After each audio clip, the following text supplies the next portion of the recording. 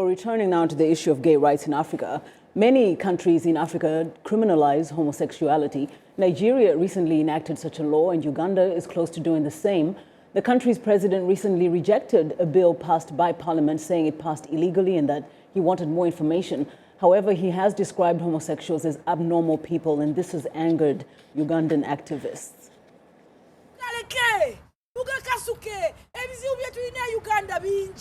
Victor MUKASA was born and raised in Uganda, but now lives in the United States.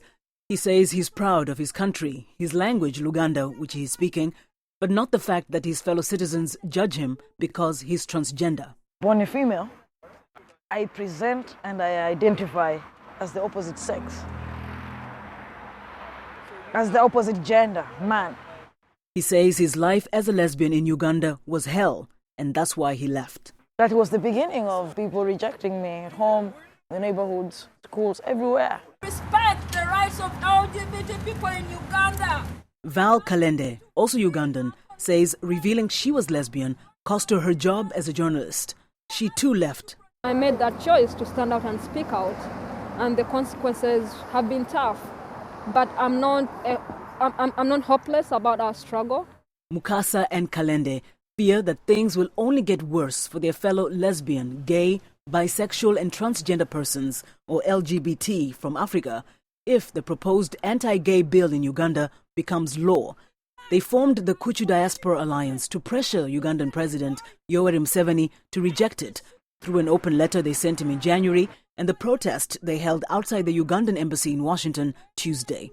They're raiding people in their houses and find two men watching a movie, and then they're arrested for sodomy, and then they're charged under Section 145 of the Penal Code. Jane Thirikwa of Kenya is lesbian. She says across Africa, LGBT persons face similar abuses, ranging from lack of access to basic services, including health, to assaults. She says they all have a right to live in peace. I have friends who have faced horrendous criminal acts like corrective rape just because of their sexuality. They are told that they're being abused or forcefully made to have sex with men because then men want to change them from their sex. They want to cure them of their lesbianism.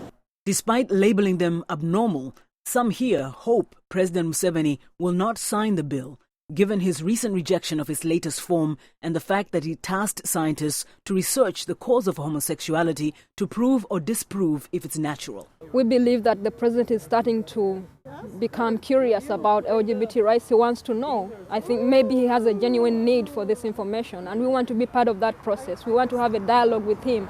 MUKASA and many of the activists here blame Western interference, specifically by American evangelists, for portraying the LGBT community as anti-traditional family.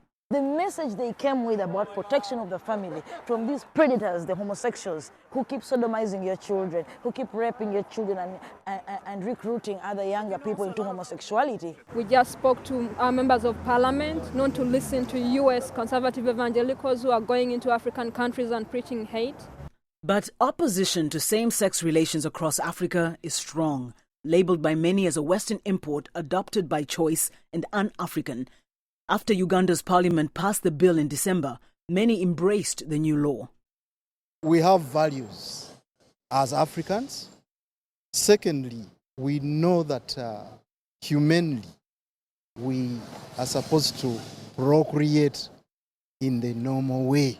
It's wrong to be a homosexual anyways, but the punishment, I'm not sure about.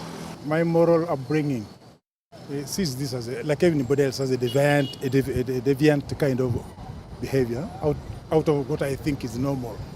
The KUCHU Diaspora Alliance says it hopes to win over their fellow citizens and get them to relate to them normally, despite legislation that they say targets them unjustly. You've heard that I'm a homosexual. You just want to kill me. Before you knew that you loved me, before you knew that you worked with me, you laughed with me, you ate with me. And the moment you find out, that is enough for you to cut off all relations and to consider me an outcast, a sick person, unable to do my work in the bank, unable to teach children when before I was able to do it. That is not acceptable. Now, meanwhile, until a decision is made on that bill, the KUCHU Diaspora Alliance and other activists say that they will continue to push for their rights.